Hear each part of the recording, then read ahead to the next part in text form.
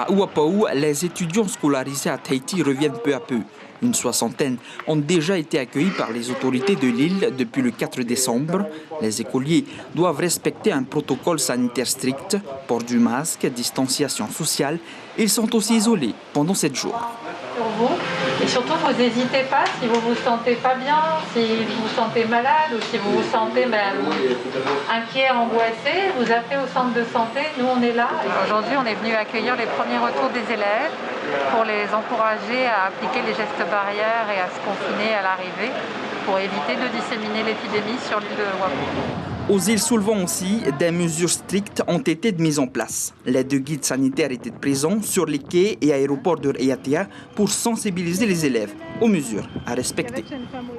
On est venu sensibiliser les gens pour le Covid-19, pour qu'ils respectent les gestes de barrière et les distanciations. Mais c'est pas évident parce qu'ils ne nous écoutent pas.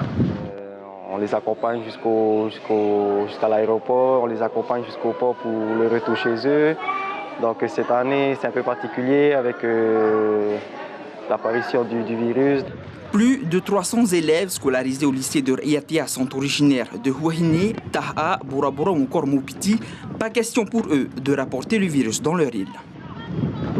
Il faut confiner les élèves pour ne pas contaminer notre population, vu qu'elle est très préservée. Depuis le début de cette pandémie, les élèves se sont habitués à ce rythme particulier dans leur établissement scolaire. Ils profitent de ces vacances scolaires pour se ressourcer dans leur famille.